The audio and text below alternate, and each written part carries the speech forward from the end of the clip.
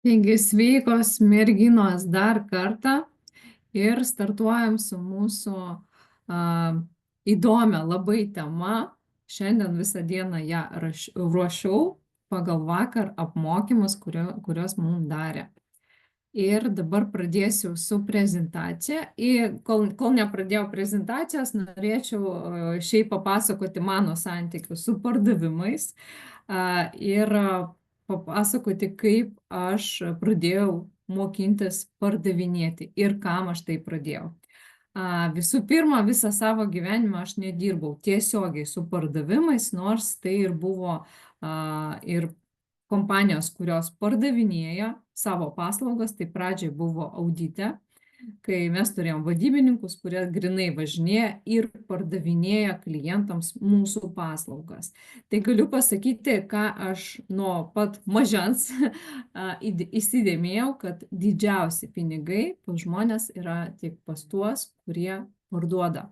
Ir didžiausias algas moka irgi pardavėjam, tiesioginiam pardavėjam, ne tiem kasininkam, kurie sėdi parduotuvėse, bet šiaip pardavėjams, nuo kurių priklauso kompanijos visa apyvarta. Tai tie vadybininkai audite gaudavo be abejo didelės algas labai ir be abejo gaudavo ir procentą nuo apyvartos. Įrašas taip bus, jisai jau daromas. Į sekanti darbovietė tai buvo mažmeninės prekybos kompanija, tai kas be ko, tai pagrindinė pelnas buvo nuo prekių pardavimo, bet aš tiesiogiai su juo irgi nebuvau susijusi, nes aš sėdėjau buhalterijoje, aš skaičiavau, dariau prognozes, žiūrėjau sezoniškumą, bet irgi ne kartą nuo direktoriaus girdėjau tokius žodžius, kad mūsų pagrindinis šaltinis tai yra mūsų vadybininkai ir mūsų pardavėjai. Netgi vadybininkai labiau įsivertino ir duodavo jiem didžiausias bonusus, kaip va dabar mūsų Jojo kompanija mes gaunam grantą svajoniai, tai va panašiai tokie bonusai buvo metiniai vadybininkų, kurie darė apyvartas, kurie padarydavo tiek, kiek aš subiudžetuodavau. Tai vat, nuo tų laikų aš žinojau, kad pardavėjas tai yra vienas iš svarbiausių rinkos dalyvių. Ir tai yra tie žmonės, kurie yra turtingi, kurie stato savo namus, perka savo mašinas, tai va tie žmonės gerai moka parduoti. Bet aš visada minėjau, kad aš esu ne pardavėja, aš nemoku pardavinėti. Ir atėjus į mūsų Jojo kompaniją, pradėjau mokintis, galima sakyti, nuo nulio. Taigi, norėčiau paleisti prezentaciją.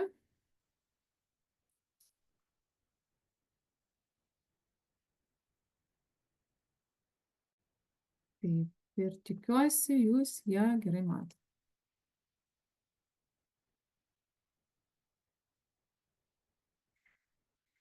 Taigi, šiandien mes pakalbėsime pagal, kaip jau minėjau, vakar dienos mūsų apmokymus. Mes kalbėsime apskritai apie pardavimus, kas lemia sėkmingus pardavimus, kokius žodžius reikia vengti pardavimuose, kokių kaip tik reikia daugiau naudoti ir frazės, nuo kurios, po kurių žmogus linkęs pirkti. Ir visokiausi gestai, kurie mes naudojam bendraujant be abejo gyvai.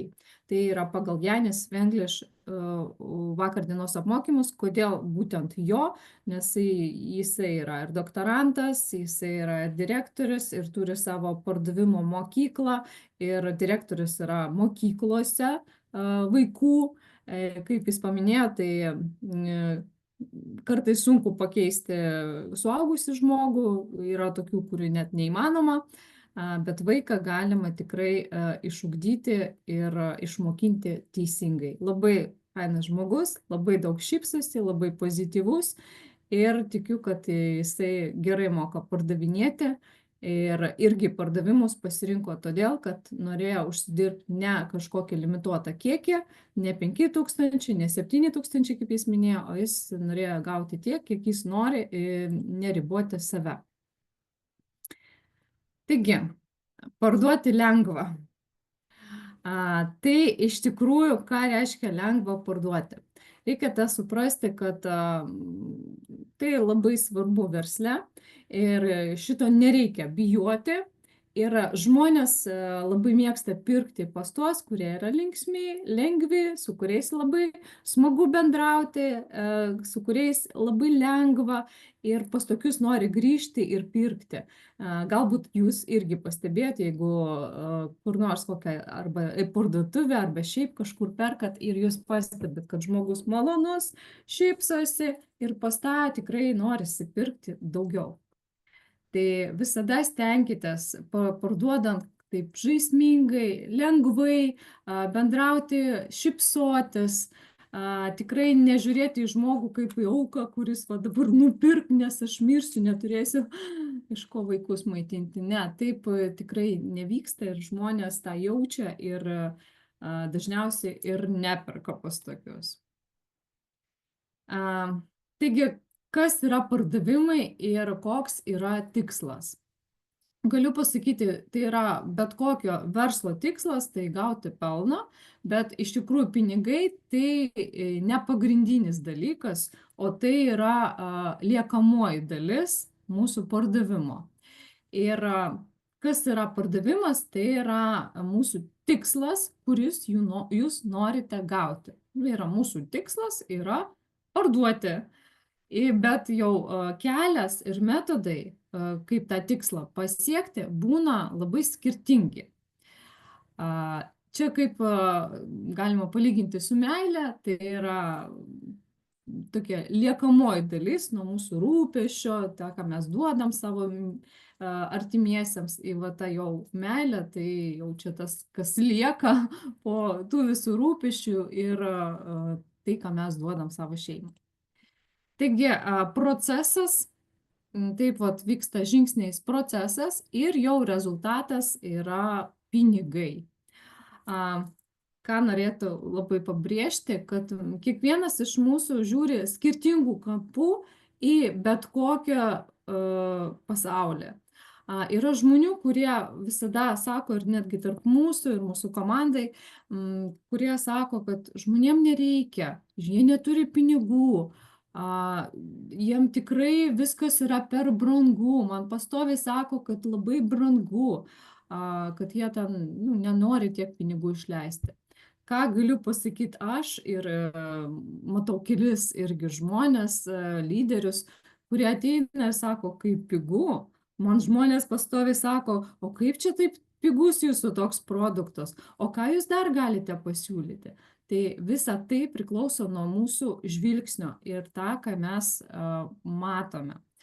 Labai geras palyginimas yra, kad mūsų smegenys yra kaip Google'as ir aš šiandien netgi savo stories tau pasakiau, kai tik mes, sakykime, moteris pradeda lauktis, jinai išeina į gatvę ir pastoviai mato aplinkui, kad besilaukiančios moteris, ten draugės ir pastoviai tą pastebi.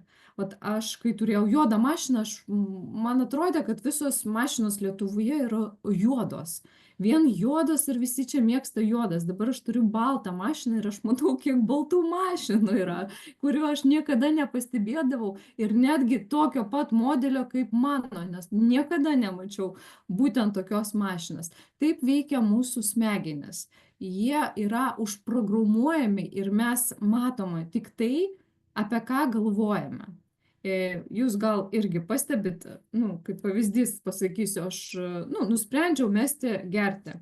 Ir man ateina iš visur, kad aš turėčiau ir nuspręsti mesti gerti. Aš taip man juokinga, net reelsai ateina, kad būtent tokios datos žmogus, kuris gimė, jam negalima gerti. Nors iki tol, kol aš apie tai negalvojau, aš negeriu ten daug, bet šiaip, iki tol, kol aš negalvojau, man neateidavo šitos iš visų pusių. Taip mūsų smegenys veikia. Aš tikrai Google neįmečiau, kad kaip mesti gerti. Aš neturiu tokios problemas, bet man iki juokingo taip atsitinka. Aš manau, kad jūs irgi tą pastebit, jeigu jums reikia kokios nors ten nežinau, ką nors reikia, jum pradeda eiti iš visur, nes jūs pradedat tą pastebėti tiesiog. Iki tol jūs nepastebėdavot. Janiso toks palyginimas buvo, kad jam draugas pasakė, pažiūrėk, kiek yra vargšų žmonių, nu tų valkatų Rygoj, ar ten kažkur jis buvo, nu nesvarbu. Jis iki tol jų nematė, bet kai jam pasakė apie tai, jis pradėjo stebėti ir pastebėti, nes iki tol, kol tu negalvoji, tu tą nematai. Tas pats veikia ir su mūsų produktas brangus. Jeigu pats apie tai galvoji, kad jis brangus, tu pastoviai iš visur tą pastebėsi. Ir tau visi tai sakys. Jeigu tu tai negalvoji arba galvoji priešingai, tu gausi irgi iš aplinkos, kad tai yra iš tikrųjų, ką tu galvoji, tai yra tiesa. Ir visi sakys, kad taip, kaip pigu, koks fainas, kaip man to reikia produktą. Ir mes visi labai skirtingi ir kartais reikia tiesiog nueiti į šoną ir iš šono pažiūrėti, ar neapgaudinėjai tu pats savęs ir kitus, ne? Ir šiaip šeimoje yra tas pats. Tai vat, kai mes patys save apgaudinėjom, tai yra vat blogiausia iš to, kas gali būti. Rizika ir iniciatyva. Jeigu jūs neimsit iniciatyvos, o sėdėsit nieko nedarysit, tai 0 + 0 yra 0. Jeigu jūs rizikuosit, bandysit, inicijuosit ir kažką, ar davai aš padarysiu ką nors, tai tikrai rezultatas bus. Labai geras šitas pasisakymas Bilo Geitso, kad doleris tarp užpakalio ir sofos nepralys. Tai yra, reikia atsistoti nuo lovos ir kažką būtinai pradėti veikti. Kartais naglumas yra drąsumas, tai yra pats svarbiausias nusistatymas pradėti pardavinėti. Laimė nesvarbi vieta, sveikata ar pinigai. Vat matot, ne berniukas pirmoje vietoje, bet verkia, o kažkas trečioje vietoje ir labai labai džiaugiasi savo pasiekimais. Taigi svarbu džiaugtis tuo, ką jau moki ir kas tave motyvuoja judėti į priekį. Tai dėl šitos pirmos, trečios vietos, tai žinokit, irgi labai, aš dažnai dalyvauju varžybose ir, pastaruoju metu užimu. Tai 2, tai 3 vietą ir jaučiu, aš džiaugiuosi net labiau negu kas užėmė 1, nes jis labai stengiasi ir jis galbūt tikėjosi kitose, ten aukštose lygiose varžybose užimti tą vietą. Tai va čia yra grinai nusistatymas. Tikimybės teorija. Yra žmonių, kurie ateina ir sako, o kokia tikimybė procentais, jeigu aš pradėsiu, padarysiu pagal tą skriptą ir man įvyks tas pardavimas. Tai jeigu jūs pradėsit veikti, tai tikimybės teorija pagal tikimybę tai turėtų jums pasisekti. Bet tikrai ne 100%. Galbūt ne iš pirmo karto. Bet jūs patys esate svarbesnis už produktą. Va tą norėtume, kad suprastumėt, kad jūs pridedamoji vertė to produktą. Ir būtent mūsų referaliniam versle mes pridedam labai didelę vertę prie produktą. Jeigu jūs pažadat ir žinot, kad produktas labai geras, tai žmonės pradės tikėti jumis ir jie laukia būtent jūsų to pasisakymo, kad jūs žinot, jūs tikrai jiem pažadat, kad tas produktas jiem suveiks. Mūsų pažadas labai daug ką reiškia.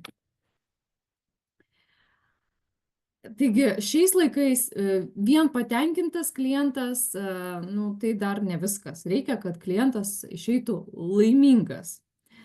Va. Tai dabar pakalbėsime apie pardavimo etapų proceso apžvalgą. Taip, dabar aš žiūriu, pas mus viskas gerai. Yra tam tikrai etapai. Tai pirmas iš jų, tai mes sukuriam kontaktus. Šiaip angliškai labai dažnai naudoja lydai. Aš netaip seniai išgirdau šitą savoką ir vis galvoju, kas tai yra lydai. Lydai tai yra būtent potencialus klientas, kuris į jūs kreipiasi ir jis gali būti jūsų klientu, nu, tai yra nusipirkti kažką arba likti taip pat lydų. Tai va tų lydų kūrimas yra labai svarbus. Ir pagrindinis tikslas tai yra pritraukti tuos žmones. O kaip mes tai padarom, tai yra socialinių tinklų pagalba, ar mes einam į renginius, networkingus, kažkokį turinį kūriam, pritraukiam kitais metodais. Tai vat šitas jau vienas iš svarbiausių etapų. Kiek aš pastebiu, daugelis naudoja tik tai socialinius tinklus, bet tai yra neteisingai. Tai yra, mūsų klientai gali būti visur. Tai yra, kur jūs beeinat, jeigu jūs nebijot, jeigu jūs esate iniciatyvus, jūs galite parduoti savo produktą. Mūsų produktas yra ne vien produktai, bet ir verslas. Jūs galite tą padaryti visur. Tai antras dalykas, tai pirmoji prezentacija. Čia labai svarbu pasiruošti. Pasiruošti tam pokalbiui ir ką jūs sakysit tam klientui arba partneriui. Ir trumpai ir įdomiai papasakoti apie verslo galimybės ir apie mūsų produktą. Tam reikia pasiruošti. Tam reikia padaryti tokį užrašą. Tai būtų kaip ir užduotis turėti tą pasiruoštą prezentaciją. Tikslas turėtų be abejo sukelti įdomumą ir norą sužinoti apie mūsų produkciją plačiau. Dabar nepasakosiu apie kokią, nes mes turim ir maratonus, mes turim tam tikrus keisus ir lėknėjimo, ir grožio, ir dabar kompanija sukūrė labai daug. Demonstracija. Tai trečias, bet labai svarbus etapas. Tai yra realių pavyzdžių ir ką mes darom prieš rodymas. Tai padeda klientam geriau suprasti vertę. Nes jeigu jūs tiesiog pasakysit, yra ten kokteilis, tai žmogui nelabai aišku. Bet jeigu ten jūs norite tą lėknėjimą parduoti, tai žmogus būtų su demonstracijų jau aišku, kad jis nori gauti tą patį. Ir be abejo atsakymai, klausimai ir prieštaravimai. Tai yra ketvirtas etapas pardavimų. Reikia būti pasiruošęs. Manau, kad mes tų prieštaravimų dar su jumis kalbėsime, bet jie pas mus yra standartiniai. Ir šiaip žmonės yra neoriginalūs, kaip aš mėgstu pasakyti. Be abejo, privalumai ir unikalios savybės mūsų produkto, kuo jis geresnis nei konkurentų, bet čia norėčiau pabrėžti, kad minėti konkurentus tikrai nereikia. Tai yra bloga. Tai jūs pabrėžėt, kad jūs turit konkurentų. Tai nereikia daryti. Aš niekada nei vieno konkurento niekam neminiu. Dėrybos ir sąlygos. Tai čia jau pirkimo sąlygų aptarimas ir tikslas rasti kompromisą. Tai yra nenuleisti kainą, bet galbūt sudaryti mažesnį komplektą, kuris tiks mūsų pirkėjo kišeniai. Ir veiksmo raginimas. Tai kai mes baigiam pristatymą, reikia jį baigti raginimu. Mes apie tai vėliau pakalbėsim. Ir pardavimo požiūris į partnerystę. Tai mes turime teikti gerą aptarnavimą po sandorio sudarimo. Ir tai gali būti apmokymai, kaip naudotis produktu, atsakymai klausimus, pagalba, visa tai, ką šiaip sustiprins jūsų santykius ir skatins pakartojamą pirkimą. Mums nereikia vienkartinių klientų, geriausia yra sukurti patikimą pastovų klientų sąrašą ir neužsiimti pastovia paieška klientų. Geriausia pas mus iš tikrųjų skirti dėmesį platinimu mūsų tinklo, tai yra partnerių paieškai. Teisingų žodžių pasirinkimas. Yra tam tikri žodžiai parazitai, kuriuos tikrai negalima naudoti ir paaiškinsiu kodėl. Ir yra visokiausių sėkmės žodžiai, sėkmės frazės. Tai čia Donžuano tokia pavyzdys, tai patikėkit, jis tikrai valdė labai gerai žodžius, jeigu galėjo privilioti tiek moterų per savo gyvenimą. Taigi, nesėkmės prasideda nuo neteisingų žodžių. Tai mūsų kalbėjimo kokybę 80% lemia mūsų sėkmę. Tai yra ir kalbėjimo būdas, tai yra per kur mes kalbam, ir kalbėjimo tikslas, dėl ko mes tą darom, ir intensyvumas mūsų balso stygių, kalbėjimo kokybė, tai yra kaip jūs mokat gražiai, aiškiai, paprastai, kuo paprasčiau iš tikrųjų, kuo paprasčiau geriausia kalbėti su žmonėm, kad kiekvienas galėtų suprasti, nereikia tam tikrų mūsų žodelių žargoninių, kurių suprantam tik mes, ne, kuo paprasčiau ir arčiau prie kliento būti. Ką dar norėčiau pabrėžti, kad moteris ir vyrai skiriasi. Ir kalbėjimo mūsų yra irgi skirtingai. Tai moteris mėgsta labiau detalizuoti, daugiau klausimų užduoti. Va čia kaip pavyzdys mes matom daugiau atspalvių negu vyrai. Ir moteris šiaip daugiau kalba negu vyrai. Vyrui reikia parduoti tiksliai, nurodyti į skaičius ir į tai reikia atsižvelgti. Taigi, žodžiai parazitai. Kaip pavyzdys. Sveiki, čia jūs sutrukdė. Tai vat, jūs niekada neturit minėti šito žodžio sutrukdė, nes jūs asociuositės žmonėms su trukdymu. Ir jeigu jūs sekantį kartą skambinsit, tai jums tikrai jūs galvos, ai vėl tas skambina. Ką mes darysim?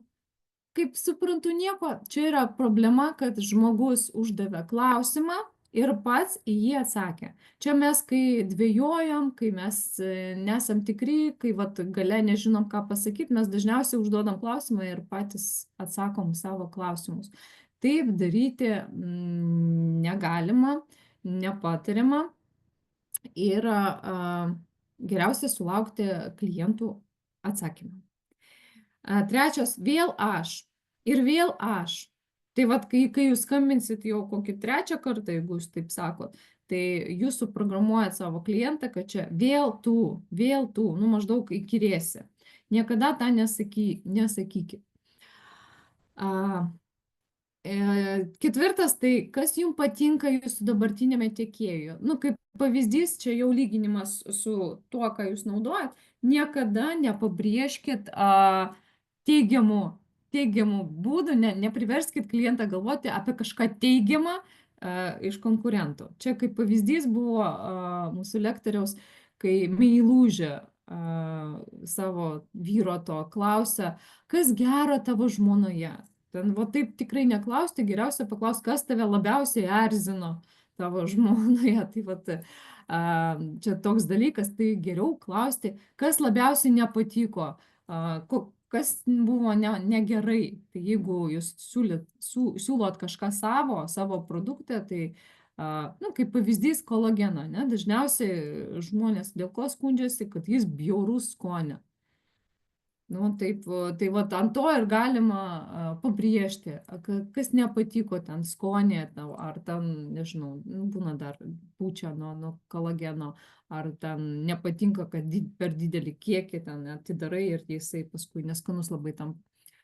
Dar klausimas, nenori pabandyti. Neigiami žodžiai apskritai neturi būti naudojami. Turi būti naudojami, kad žmogus atsakytų, nori pabandyti, geriau atsakyti noriu, nes į nenori pabandyti, nenoriu norisi atsakyti.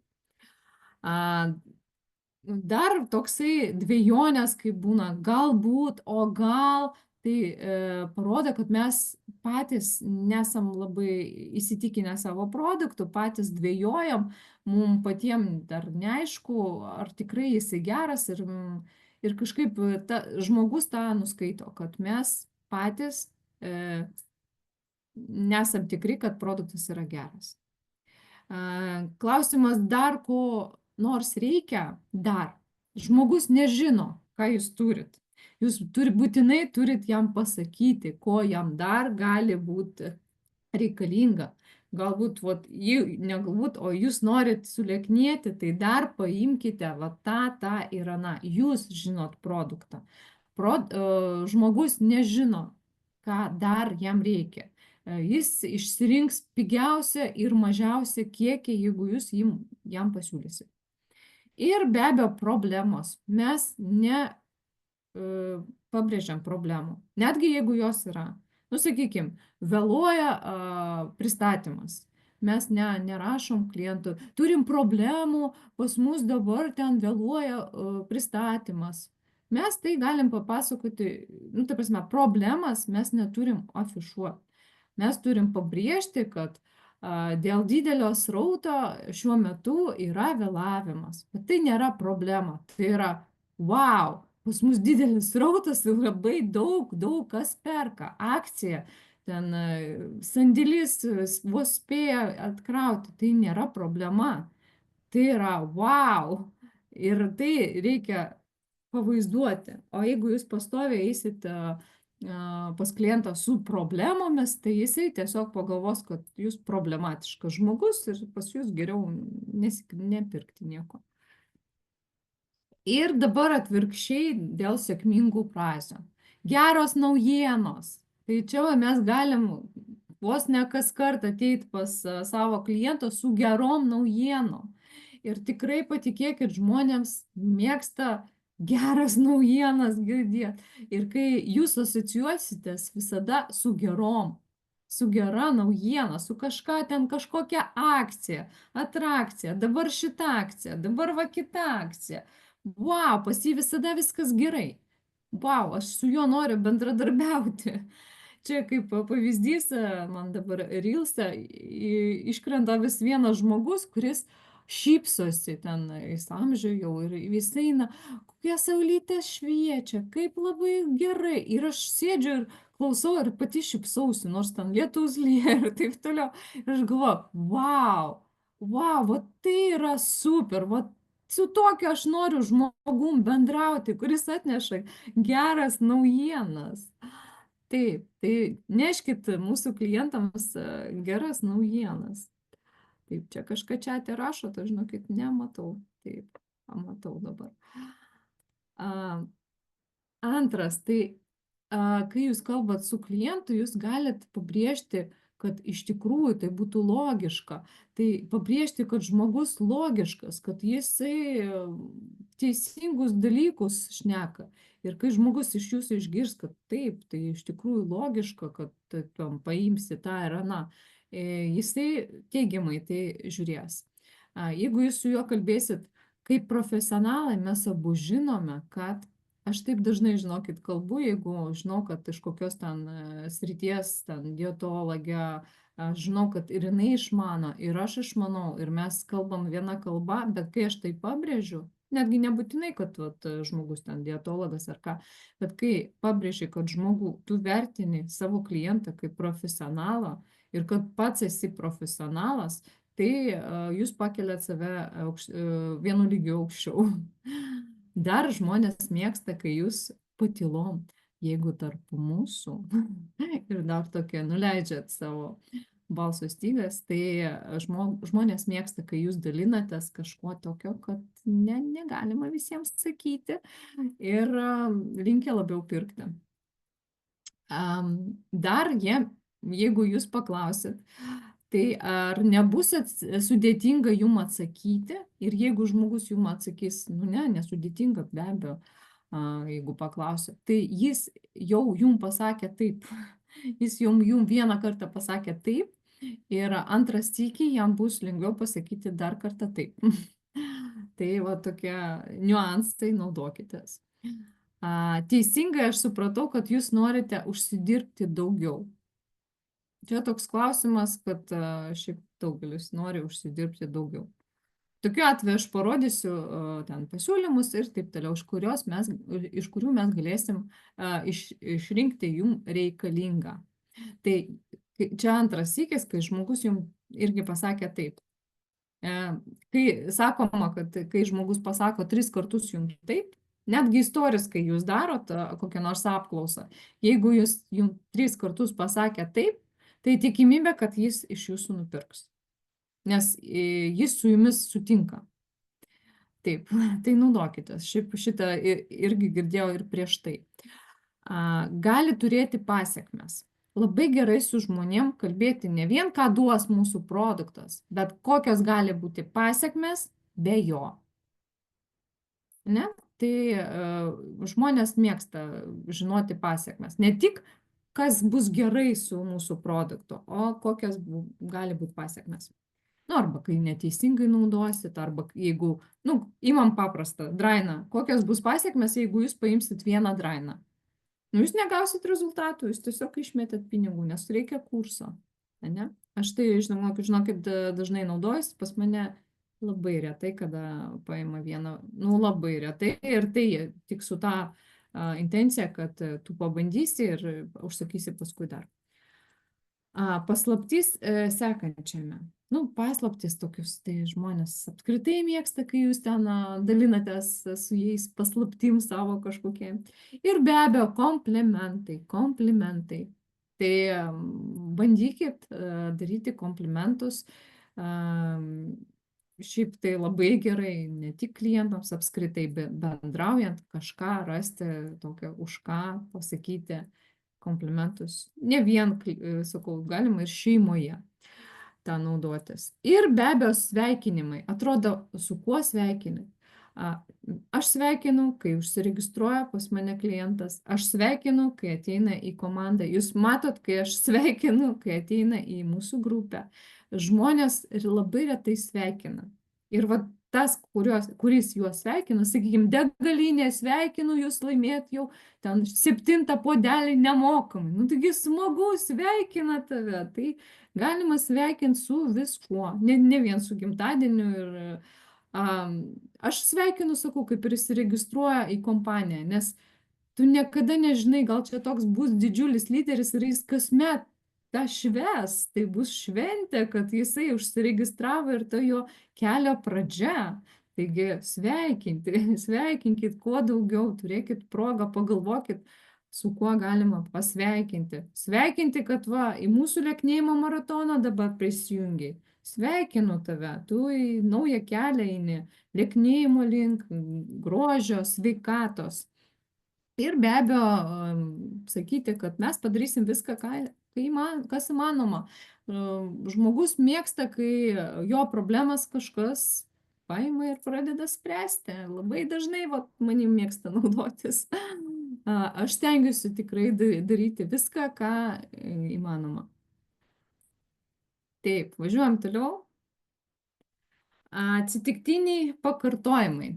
Čia yra mūsų pasąmonė, taip veikia ir žinokit, kad jums reikia kelis kartus pasakyti tą patį, kad žmogus jau tai priimtų, kad tai jau yra jo sprendimas.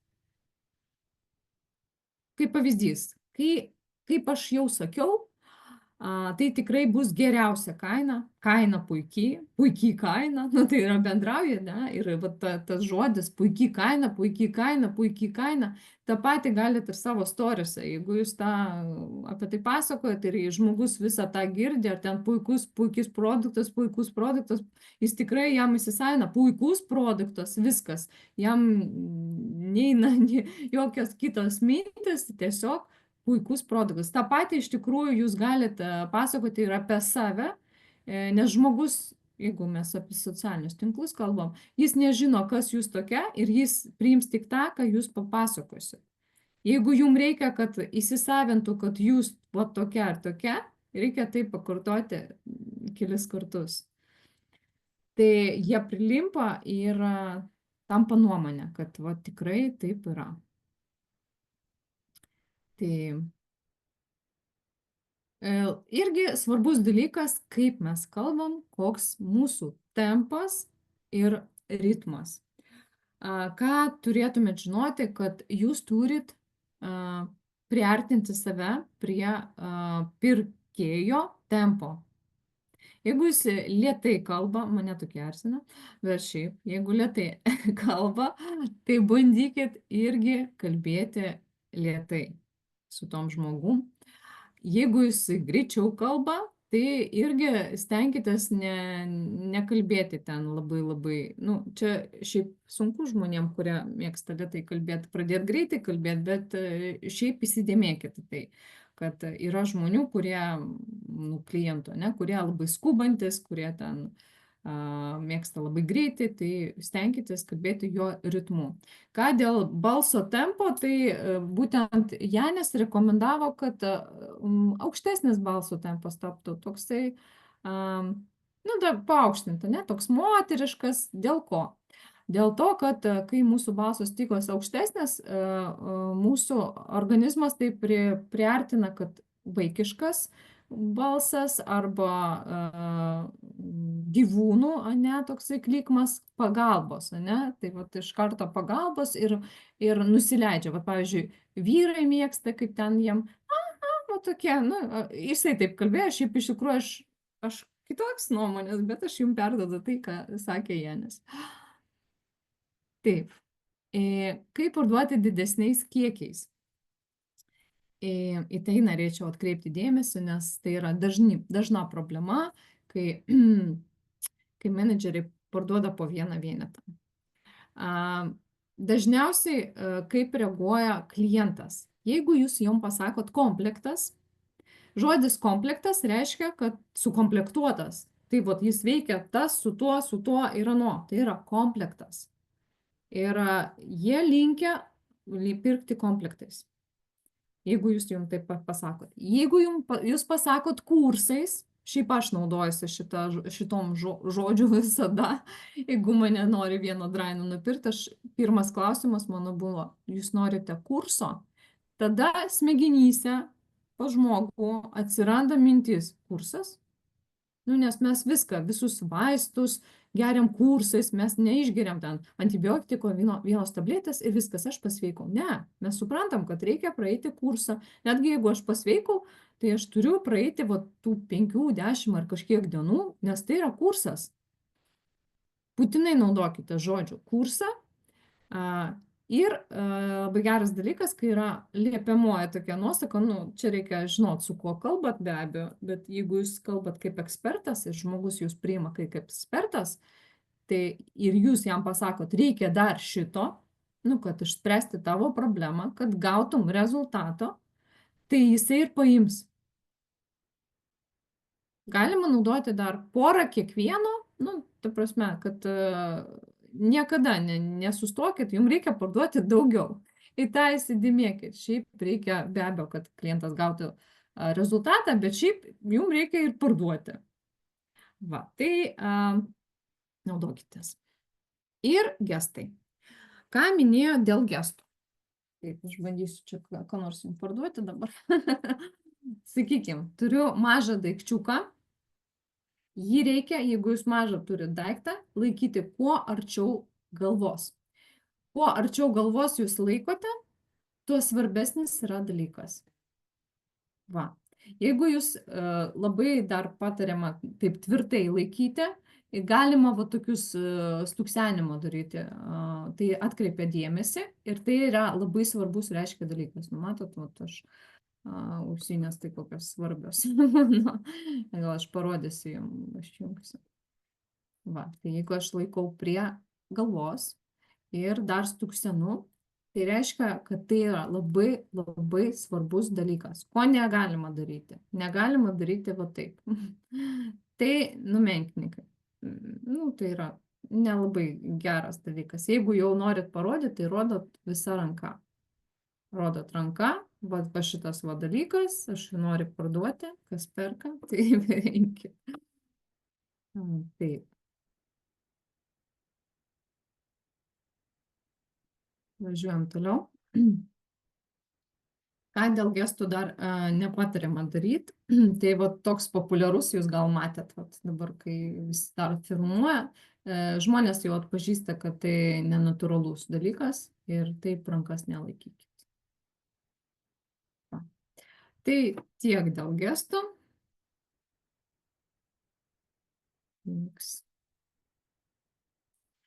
Ir be abejo, kai mes kalbamės, labai dažnai matau naudojasi užsieniečiai tuo, amerikiečiai. Va taip, va, jūs turit pritarimą patys daryti.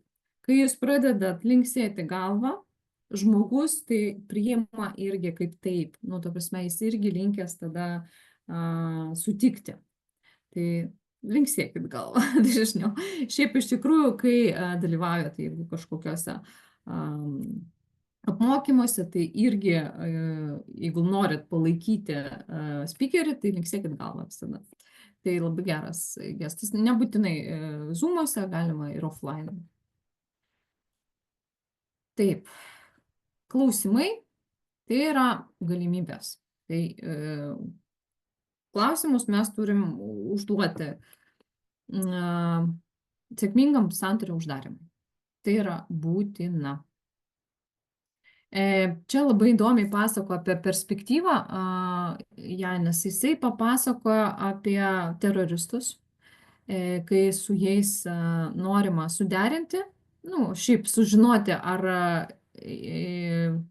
ar šiaip įmanoma su jais ką nors toliau veikti, ar jau situacija labai bloga, tai sužinoti reikia perspektyvą. Tai klausimai tokie būtų, nu, tai yra klausimai ant perspektyvos. Tai ar jie planuoja išleisti tuos, kurias laiko ten žmonės, ar jie, nu, ta prasme, tokie klausimai turėtų būti, kokia jų perspektyva. Šiaip turėkite omeny, kad mes turim irgi žmonių klausti perspektyvą. Tai ar jie išleis ten tos žmonės iš lėktuvo, ar jie ten pasiruošę pakeisti, nu, ten užstatą gauti. Jeigu teroristai atsako ir sutinka su tom perspektyvo ir mato tą perspektyvą, tai šiaip tai yra labai geros naujienos. Bet jeigu ne su viena perspektyva jie nemato nei vienos perspektyvos, tai labai prasti reikalai, reiškia, nieko gero nebus. Nu, reiškia, jie nieko neplanuoja ir tikriausiai tai baigsis bloguoja.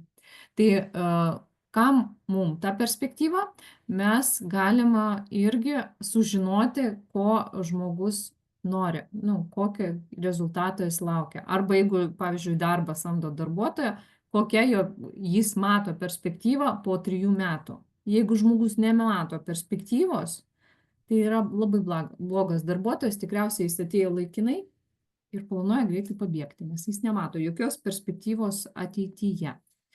Tai kokie klausimai gali būti sėkmingi? Kokie jūsų pagrindiniai tikslai naudojant produktą? Čia tikrai galit klausti. Aš tai klausiu dažniausiai, kokio rezultato jūs norite gauti naudojant šitą produktą. Kiek jūs, sakykime, jeigu meta svorį, kiek jūs norite numesti svorį? Su kokiamis problemomis, iššūkiais susidurėt, sakykime, versle ar gyvenime? Kokias savybės ir funkcijos jums yra svarbiausios renkantis produktą, ne? Nes tikrai ne kaina yra svarbiausia dažniausiu atveju, tikrai. Kokie yra jūsų sprendimo priėmimo kriterijai? Nu ir taip toliau, va čia yra 13 klausimų. Koks yra jūsų biudžetas produktui? Kokia patirtis su panašiais produktais? Kokia sprendimų priėmimo hierarchija? Kas svarbiausia? Nu, tikrai yra žmonių, kuriem svarbiau gauti rezultatą, negu kiek tai kainuoja. Kokia problema, kaip jau minėjau, norit išspręsti. Ir taip toliau čia priklauso, žinokit, nuo situacijos. Jūs turit užduoti žmogui klausimų, o ne taip. Sveiki, drainas 17 eurų. Į klausimą, kiek kainuoja drainas. Ne, tai turi būti visa ta komunikacija.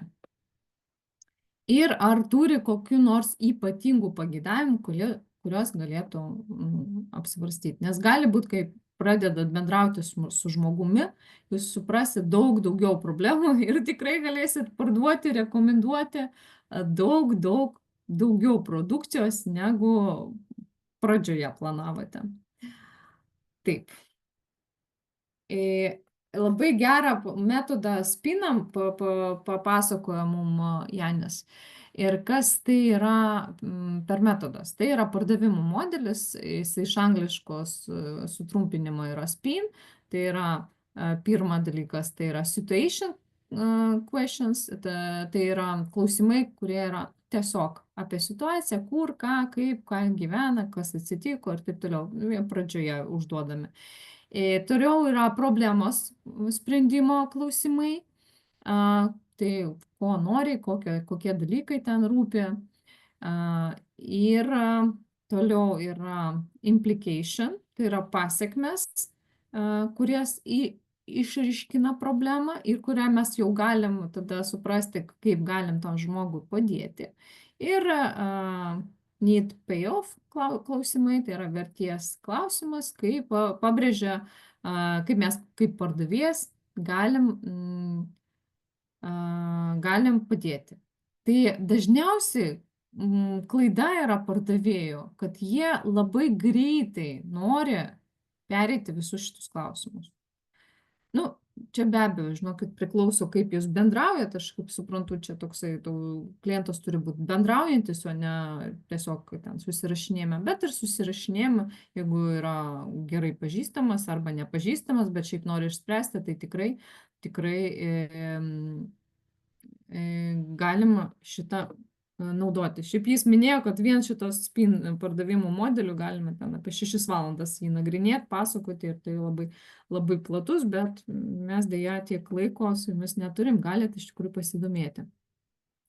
Ir kokius klausimus reikia užduoti gale ir kokių nereikia, kad paskatinti pirkti. Tai be abejo, mes, kad nenubraukti visą mūsų padarytą darbą, nereikia užduoti va tokius va klausimų. Paimsite, jūs pirksite, norite, bet tikrai darau šitą klaidą ir aš. Tikrai per skubėjimą kartais jau atrodo, jau tiek kalbinu, tai jau imsi, neimsi. Bet geriau žinokit, tokių klausimų neužduokit. Geriausia yra melaginga alternatyva. Kas tai yra? Tai yra pasirinkimas be pasirinkimo. Mes siūloma pasirinkti klientą tik iš mūsų varianto. Ir vat jūs tą tikrai pastebėjot kavinėse, kai būna, ar jum kava arba arbata. O čia šiaip yra geriausias padavėjas, kuris va taip pasako, ne, ko norite, ką užsakysite. Nu gerai, ten iš kavinės nepabėgsi, bet šiaip geriau sakyti, iš karto duoti pasirinkimą. Arba grinais arba kortele, čia yra užbaigimo, ne, etapas. Grinais arba kortele, pavedimu arba užvažiuosit, siūsit arba siūsti jum ar atvažiuosite. Mes galim susiskambinti 16 arba 19, šitą tikrai naudojuosi visada su naujais partneriais, aš beveik neduodu niekada, kada tu gali, o kada mes čia su tavim susitiksim, niekada, žinokit, nesusitiksit, jeigu užduosit tokį klausimą. Oi, negaliu, čia mano vaikai, o šitą savaitę man labai užimta, o ana, tai ten mes kažkur važiuosim, aš duodu konkrečiai, galiu šiandien 16 arba rytoj, ten ar ketvirtadienį 19 ir išrenku valandas, kurios patogu man ir kad jos būtų biški tokios skirtingos. Gali būti, kad mes paderinam, jeigu ten kažkas, ten kažkiek, bet dažniausiai, žinokit, labai greitai tada imam ir susiskambinam. Tai visada turėkit žmogui tokią alternatyvą, kuri reikalinga jums. Kad jis nebūtų tai ten kažko kitą sugalvojęs ir kad ten visą tą dalyką mes pardavimą vykdėm, labai daug ką pasakojom, o tas užbaigimas liko joks. Tai apie Instagramą šiaip kalbėsim irgi šią savaitę, bet Instagrame tas pats, jūs darėt, gražiai kūrėt tą turinį, koks geras produktas, va čia taip, anaip, o pabaigos nėra, pardavimo pabaigos nėra. Nėra kaip nupirkti, linko nėra ir ten va to užbaigimo. Arba labai užsitęsia, tai ten pasimiršta jau, kad pardavimas vyko, tai irgi tą nepamirškit padaryti. Bet apie tai mes pasakosim kitą dieną. Ir mūsų mylimieji prieštaravimai. Taigi, ką galiu pasakyti, tai labai gerai. Tai neatsisakymas pirkti, tai yra iššūkis. Tai yra kažką žmogus nesuprato, kažką nori dar jum pridurti. Tai prieštaravimų, uždarimo technika. Sutikti su prieštaravimu. Tai pas mus brangu, bet kokybiška. Aš tai šiaip naudojuosi va šitų pirmų punktų visada, su visais sutinku. sutinku ir išklausau ir tada jau papasakoju, kas yra. Tada jie klauso normaliai, jie neužsidaro, jie priima, kad tu ne priešas, kad tu nevaizduoji, kad jis durnas kažkoks. Tu su juo sutinki, jis turi teisę taip manyti, taip. Taip, aš irgi taip maniau. Antras būdas, kurį pasiūlė, negirdėti prieštaravimo. Nu, čia ne taip, kad ignoruoti, o tiesiog galima išvesti ten su savo kalba ir tą prieštaravimą vis tiek uždaryti. Dar geras dalykas yra savo prezentaciją jau paminėti visus prieštaravimus. Tai apskritai jums siūlyčiau daryti ir jau visą tai papasakoti, visus prieštaravimus pačioje prezentacijoje ir paaiškinti. Jis dar neklausė, o tu jau jam papasakai. Dėl brangu, ne? Tai va tas paaiškinti prieštaravimą. Ar šiandien neturit pinigų, ar planuojat, kad ateityje irgi jų nebus? Kaip jums toks uždarimas? Man patiko, šiaip iš tikrųjų. Jis lygtais ir nežemina, bet duoda susimastyti. Ar ateityje irgi planuoji, kad pinigų neturėsi? Jo, nu čia jau problema. Pridėti vertę prie prieštaravimo. Taip, nes tai ribotas kiekis. Šiaip iš tikrųjų aš dabar va taip drainą parduodu. Kažkas ten vis atsigauna ir sako, o darė akcijų. Sakau, kokia akcija? Jis greitai jo nebus. Tai ribotas kiekis, imkit, kol yra. Nes paskui bus brangiau ir bus kitas visa. Atskirkit prieštaravimo. Ar yra kitų abejonių be kainos? Nu, tikrai, nes, žinokit, kartais žmonės dėl kainos ne kaina yra jų abejonė, nes tikrai kainos mūsų nėra tokios didelės. Peršokti per prieštaravimą. Taip, aš jums atsakysiu, bet grįšim prie kainos, dabar aš jums tą naudos papasakot. Kartais prieštaravimai gimsta, kai nauda dar iki galo nepapasakota apie produktą. Nu, tas pats prieštaravimas su mūsų Spirulife, ne? Nu, tai jis onkologinį jau po chemioterapijos geria. Apie kokią čia galima dar kalbėti? Jisai nerealus yra dalykas. Tai kaina, nu, tai kartais būna, kad tu viską gyvenime atiduosi, ką turi, tik kad būti sveikas. Nu, čia aišku, mes negydom, bet šiaip vertė jo yra tokia, kad tikrai ne kosminė ten kaina.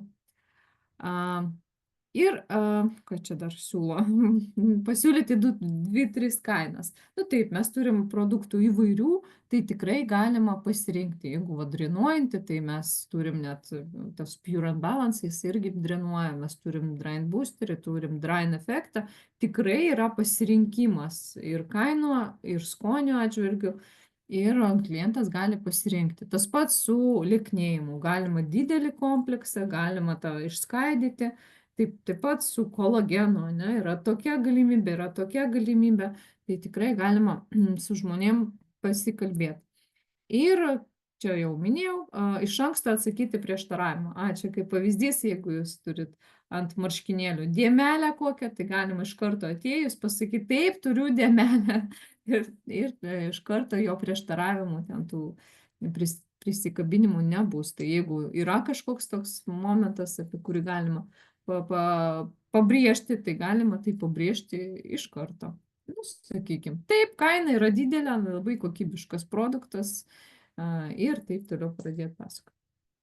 Ir išskaidyti prieštaravimą, tai yra paklausti, o kaip jums bendrai atrodo? Ne?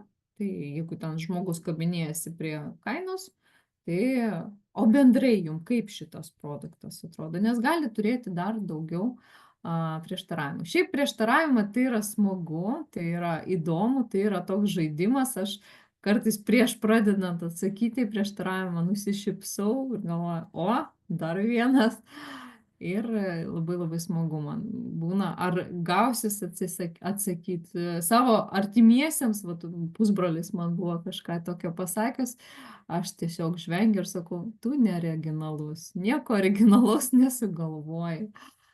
Ta pati, ką ir visi, o sako, aš galvoju, kad aš unikalus. Sakau, nu ne, dėja ne. Viskas, tai šiai dienai pabandžiau talpinti viską į valandą. Vakar mes kalbėjomės 2 valandas.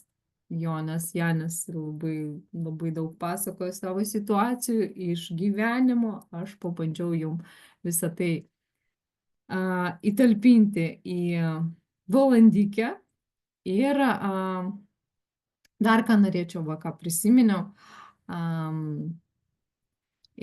apie pasekmes, ane? Čia tokį dalyką nepabrėžiau.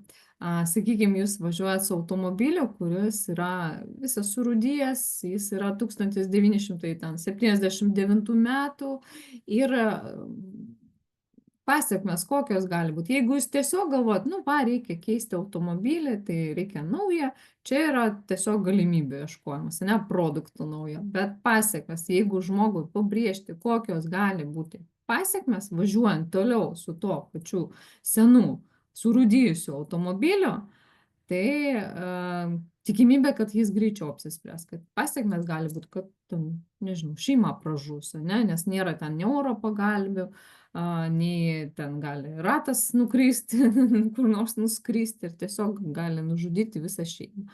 Ne? Tai vat, kartais į pasekmes galima pabrėžti žmonėm ir atkreipti dėmesį.